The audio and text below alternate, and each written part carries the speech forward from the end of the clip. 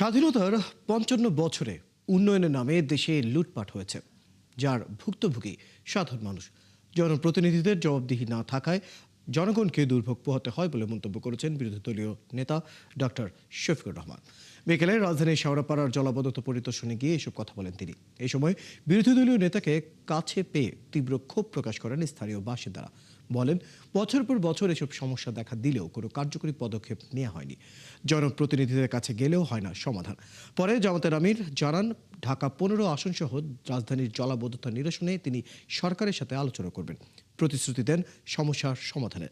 এ সময় জনগণের পাশে দাঁড়াতে দলীয় নেতাকর্মীদের নির্দেশ দেন শফিকুর রহমান।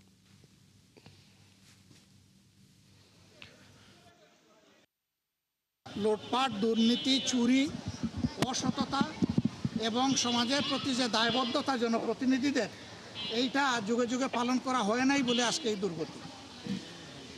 এটা দূর করতে হবে। আমরা জানি একদিনে দূর হবে না, কিন্তু আমরা সূচনা করব ইনশাল্লাহ। আমরা আমাদের অবস্থান থেকে আজকে চেষ্টা করেছেন আমাদের সহকর্মীরা। আমরা সমাজের সকলের সহযোগিতা চাই।